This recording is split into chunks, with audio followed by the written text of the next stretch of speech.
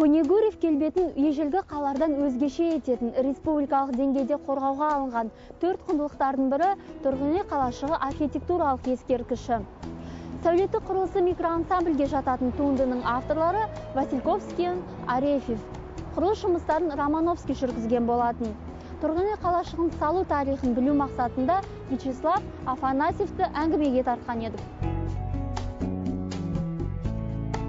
Сейчас мы с вами находимся в памятном таком, что ли, привлекательном месте историко-культурном нашего города.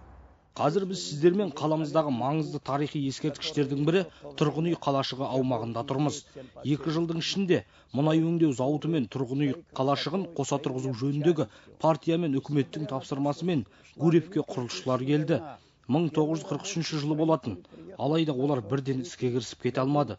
Себебі қаланың табиғаты қатал, қысы қатты, жазы ыссы болды. Ал қалашық салуға таңдалған түбек тіптен сор басқан шөл дала еді.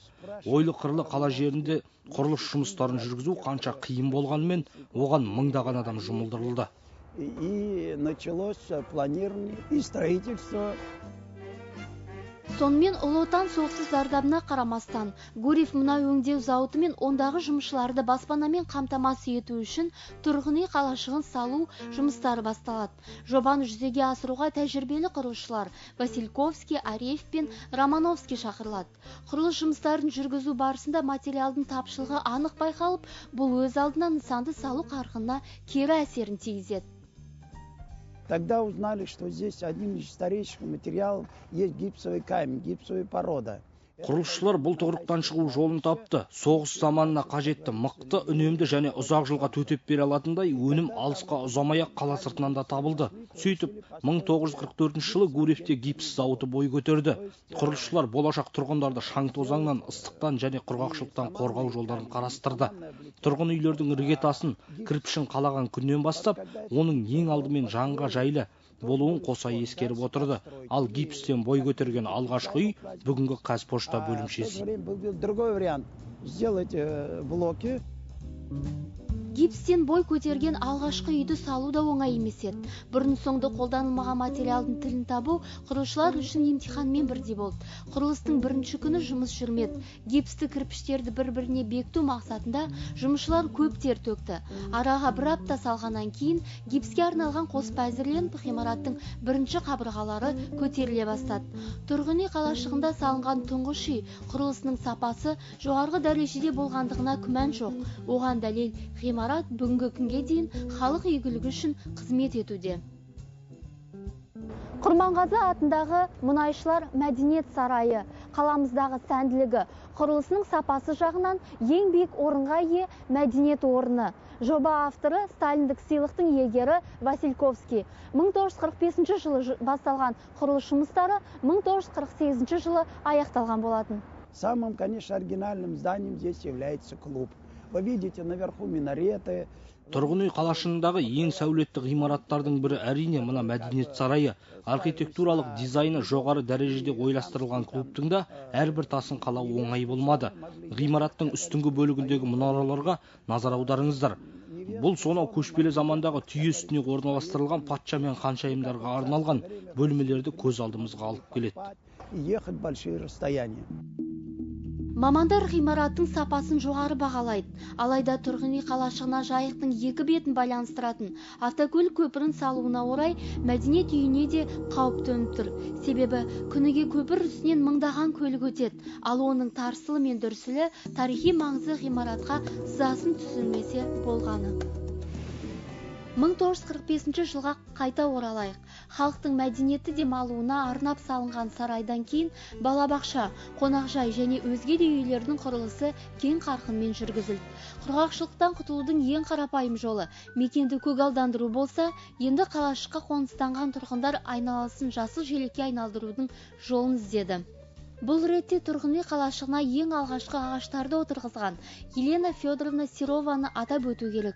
Гүл ағаш егудің шебері Елена Федоровна жастардың көмегімен аз уақыттың ішінде сор аймақты тіршілік көзіне айналдырды.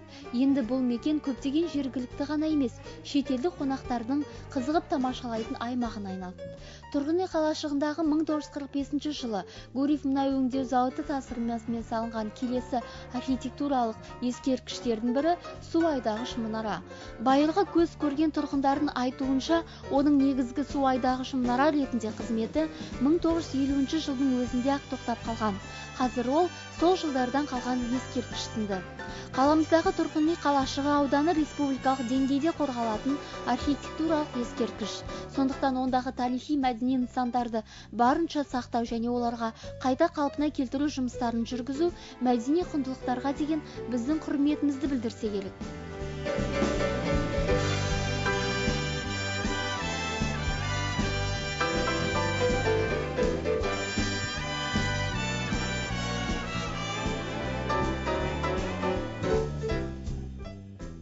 Қалашықтың байырғы тұрғындары өздерінің мекендерін бөтен үйге ауыстырғысы келмейді.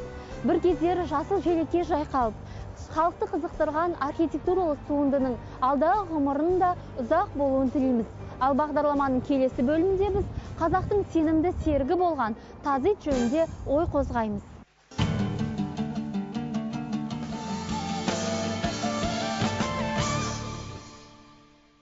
Мына ит тазы, кәдімгі қазақтың тасы, аңға да, қасқырға да салатын жеті қазынаның бірі. Жергат мінген сал серігінің серігі болған тазы иті бүгінде селеп барады. Мәліметтерге сүйенсек, Қазақстанда 1939 жылы тазының саны 7000 болса, қазірде оның 300 ғана қалған. Халқымыздың сенімді серігі болған тазы иті бүгінгі бағдарламаның тақырыбына арқау болмақ. Жеті қазынаның бірі саналатын ит ықылым заманнан бері адамның сенімді серігі болып келеді. Үйінің төріне шармаса да, қырғабау тағып, төрт аяқты досын қазақ қашан да жақсы көреді. Құмай таза салып, қиқулатып аңға шыққан аталарымыздың сенімді серігіне деген құмарлығы таңға айтса таусылмайтын әңгіме. Аты алысқа кетіп, арлан алған тазыларын бір қыздың қалыңбалына жетерлік жылқыға айырбастамайтындар да болған есет кезінде. Желден жүйрік сол тазылардың тұқымы бүгінде құрып кетті деуден аулақпыз әрине, бірақ сондай қауіптің бары рас. Құмды, далалы, аң аулауға қолайлы аудандарда ғана болмаса, қазір қалаға жақын жерден тазыны көру мұражайдағы жәдігерді тамашалағанмен бірдей. Одан бері де қазақы төбеттерімізді де қайдасын деп іздеттіретіндей жағдайға жетіңкіреп қалды. Бұлай айтуымыздың себебі бар. Түсірілімге дайындық барысында өзіміз де қазақтың тазысын Атырау қаласынан көп іздедік.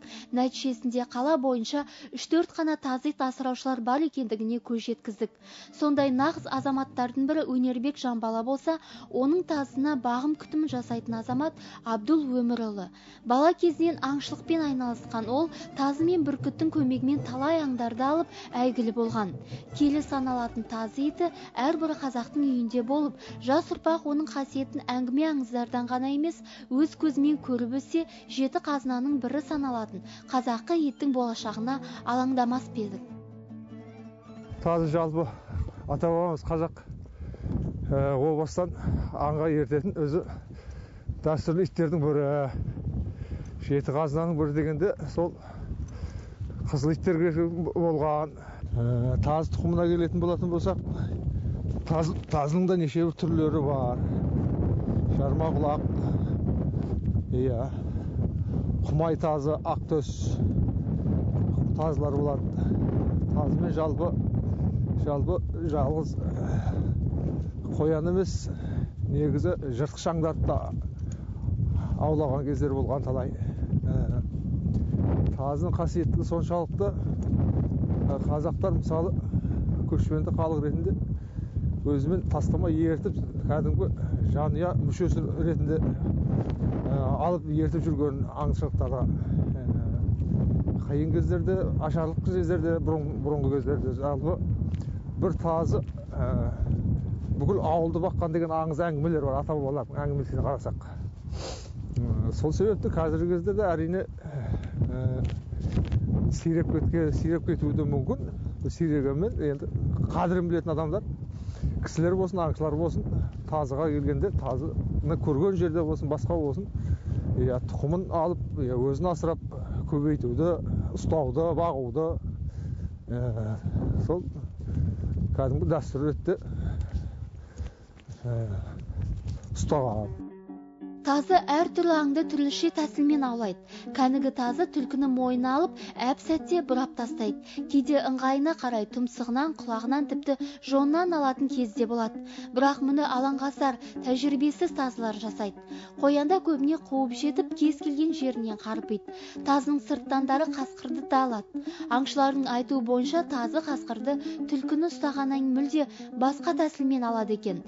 Тазы қасқырды қуып жеткен бойда бірден бас салмай қайта шабынан тартып, ызаландырып, иесінің жақындауын күтеді. Өте алғыр тазылар қара құйрықты қуып жетіп шабынан алады дегенді талай естідік. Ал таутеке, тауешкі, қабандарды өздері ұстамаса да, иелеріне қолайлы тұсқа қайыратын аңшы тазылар да аз емес. Негізінен кез келген тазыны жас кезінен бастап аңға шығарып үйрете беру керек. Аңшылыққа шыққан кезде тазыны жалпы жас кезінен үйретеді. Жастайынан аңға шығарып, сөйтіп, түлкі болсын, қоян болсын, соларды алдыртып, үйретеді. Негізі жалғыз бір ит емес, 2-3 ит қосып аңшылық жасаған дұрыс болады. Қазақы иттің қасиеті оның тектілігінде. Ол момын, ешқашан көзге түспейді, өте таза, тамаққа шыдамды. Сосын адамдарға, әсіресе балаларға көз қарасы бөлек. Өзге иттер секілді ауласында бөтен ит көрсе, бас салып үрмейді. Мұны облысымызға белгілі азамат Ақмырза Батыр Хайыров айтады. Бала кезінде оның үйінде Серпер есімді тазы ит болатын. Ақылды тазы талай аңға шығып қожайынның отбасын асыраса керек. Жеті қазынаның бірі, бұл мынау ит дегенде негізінен тазын алған. Құмай тазы дейді. Ал құмай тазы не үшін керек болған? Құмай тазы ол жүйрік тазылар бір үйді асыраған. Кешегі қиын қыстау замандар болған. Сол заманда енді қазақ жеке-жеке бір үй, екі үй болып отырған ғой, әр қырдың ар жақтарында, бер жақтарында. Сонда сол үйдің енді мына орталықтармен қатынасуы қиын болған жағдай болған. Қазіргідей азық-түлік жеткізетін техника өнде болмаған, қатынас дейтін өте қиын болған. Айында, жылында бірер адам қатынасатын болған көлігі бар. Әйтпесе жалғыз үй отырып қалған қыр адамдардың кейде қыстың күндері қар басып қалғанда қиын замандар болған. Міне сол кездерде бір үйді бір тазы асыраған деген әңгіме бар. Мен оның шет жағасын өзім көре қалдым. Біздің үйде бір әкемізден қалған Серпер деген тазы болды. Сол Серпер енді мен жаңылмасам 4-5 жасқа келгенде әкем мені қасына ертіп жүрді. Одан да көрі мазалдырақ. 6-7 жасқа жақындағанда әкем қасына ертіп жүріп, осы тазымен көптеген түлкі алды, қоян алды. Сосын түлкінің өгінде терісін, қоянның терісін илеп, үкімет алады ақшаға. Оның орнына шай, секер, астық береді, маталар береді. Міне сонымен біз үй жаптық үстімізге. Қазақтың құмай тазылары төсекте төрде жата береді. Үйге өздігінен кіріп, өздігінен шығуға әбден дағдыланған. Егер оны сыртқа шығуға тура келсе, асты үстіне киіз төсеп жабылады. Қалайда ол жылы жатуға тиісті. Қыстың аязды күндерінде аңға шыққан құмай тазылар ат үстіндегі иесінің алдына секіріп шығып, қаптал тонның етегінен астына кіріп алып, тұмсығын сыртқа шығарып сығалап жатады. Түлкі, қарсақ, қоян, қоңыр аңдар көрінгенде етектің астынан қырғып шығып қуалай жөнеледі. Терісінің жұқалығына байланысты болар, бұл ит тоңғақ келеді. Тоңғақ келгенде енді аңға шыққанда тоңғақ келеді деп болмайды. Денесі әрине қызып кететін шығар. Қызып кетіп, сол тоңғақтап, жаңа қашып кетіп, аңнан басқа қылмайды. Өздері аңшы ит болғаннан кейін, ол қандай суықтау болсын, бірге жүріп, аң жасайды. Түлкі болсын, басқаны болсын, қоянды болсын, қуып, кәдімгідей алады. сонда үлкен қасиеттері бар тазының. Сондықтан да тазы етін кез келген адам ұстай алмайды. Тазыға бап керек. Әлгі бәйге алу үшін бақ керек, бап керек дейді ғой. Бұл тазында адамдай баптау керек. Бұл дейтін, былай қарағанда, тазыны ұстау дейтін, тазы жүгірту дейтін, ол тек қана мынау жанұяны асырау үшін емес, ол бір жағынан өнер. Өнерге бап керек қой. Сондықтан да тазыны баптағанда адамдай баптайсыңыз. Оны шекет бермейсіңіз, оған лас ет бермейсіңіз, ол жемейді де және. Өте тазы кірпияз болады. Оған жаңағы ет берсеңіз, қатты сүйек жоқ, жұмсақ еттен, ұзақ уақыт қайнатып, асып беріледі.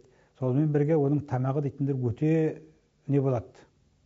Өте адал, таза тамақ болу керек. Оның ішінде жүн, жұрқа, қылшық қыбыр кетпеу керек. Ал қазақта айтады ғой енді, иттің бауы бір қылшықсыз болмайды деп. Ит жегенде солай-мұлаймен жүнмен түгел жеп қояды ғой, шындығында. Тазы жемейді. Енді ол қылшық қыбыр байқамай кетіп қалса, тазының ішінде қоя қатып қалады, шегіне. Қоя деген түйіншек болып қатып қалады, құмалақ. Ол ішінде қатып қалса, енді іші қатқан тазы жүгіре алмайды.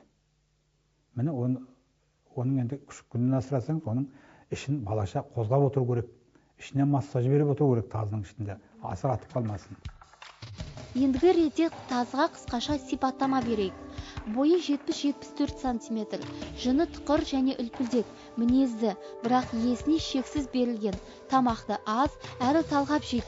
Тұрағы қай жерде болса да үйшікте емес, иесімен бірге үйде тұрғанды ұнатады. Ақмырза ағаның әкесі және өзге де ауыл ақсақалдары тазының жеке қасиеттерін оның денсаулығына қарай бағалай білген. Бұл өз алдына ата-бабаларымыздың көрегендігін аңғартса керек. Менің есімде қалғаны, тазының аузын ашқанда мына таңдайында қыртыс болады. Сол қыртыстан санаймыз. Үлкендер айтады, таңдайының қыртысын санап кез, нешеу екен ана күшіктерінің дейді. Кішкентай күннен күшіктің аузын ашып, қыртыстарын санаймыз. Ол 19-ға илеуде біреу жетеді. Көбісі 17 болып келеді. Енді 18 болса да, ол жаңағы енді ең жүйрік тазы сол болып аталады. Онымен бірге сосын, оның мына екі құйымшақ сүйектің арасы қашық болады бұлай.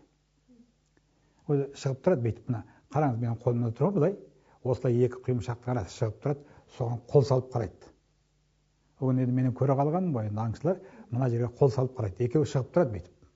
Соның арасына қолын салып қарайды, сонда мынау алақанның жалпаға түгел сыйып кеткен болса, мына екі ортаға, мынандай шығып тұрады. Соған түгел сыйып кеткен болса, тазының жаңағы жамбасы жүгіргені теберлігі жақсы дейді. Бота тірсектен береді ғой тазылар. Енді одан басқа барақ тазы деген болады. Барақ тазы мына құлағының ұшында жүн болады, қылшық, құйрығының ұшында жүн болады. Кішкенде жаңағы құмай тазыдан гөрі ол жүнде істеу келеді. Бұлар енді алымды болады, мықты болады, бұлар да жүйрік болады. Бірақ енді аналардай өте әдемі болмайды. Кішкене жалбыр жүнділеу, ірілеу, түлкіге түсетін тазылар болады.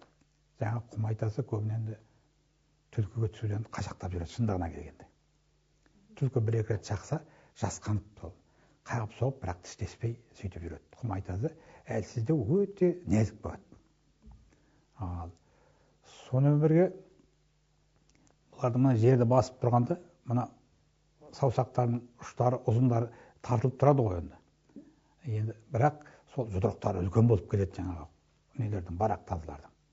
Аяқтары жинақы болып тұрады, сонда адамның жүрегі ұқсап бетіп бұлай болып, аттың тұяғы ұқсап көмпейіп көтеріліп тұрады.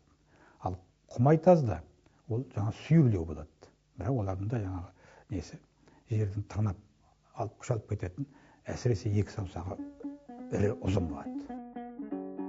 Тазы иттің түрі тұқымы көп дедік. Соның ішінде құмай тазы аталатын тек өте тықыр, жарға құлақ, салық төз, бұлшық санды, жымыр мойын, тік қабақ, аузы азулы, сезімтал, көргіш, қағылез, сақ өте тез, өте жүйрік болып келеді. Одан қашқан түлкі құтылмайды. Сондықтан қанатсыз болса да арғы тегі қыран ғой, тегіне тартқан ау, патшағар дейтін мадағы үзілмейді. Дегенмен тазының қай түрі болса да қазақ үшін қымбат әрі бағалы.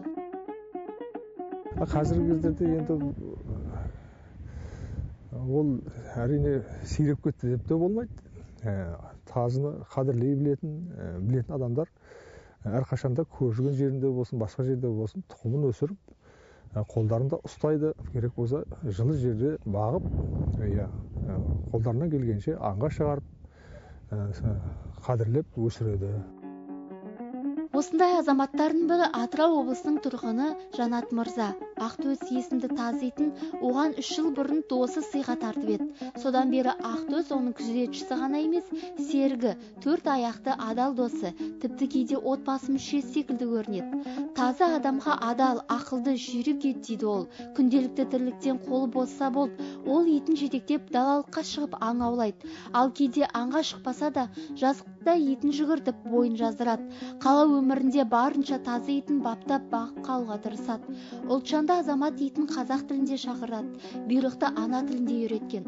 Жанаттың бұл ісі кез келгенге үлгі болары хақ.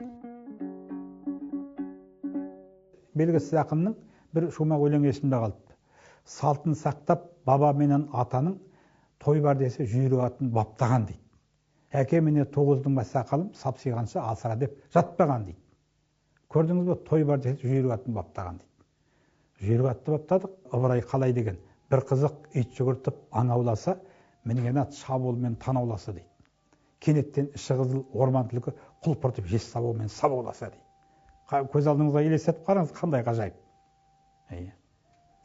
Қазір ақ кеш батады, сылдыр қағып, керіліп тұрса тазы дүрдір қағып дейді ол.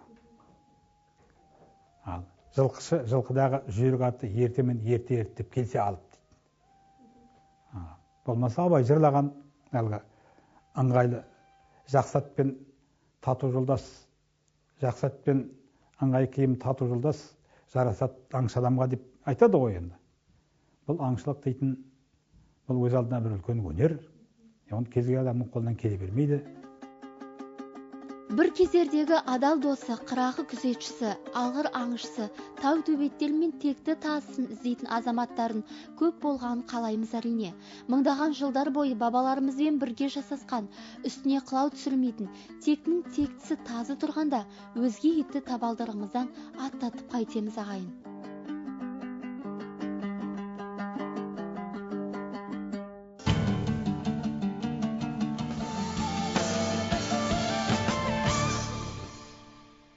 Тазы, кім көрінгеннің маңдайына бітпейтін асыл тұқымды ит.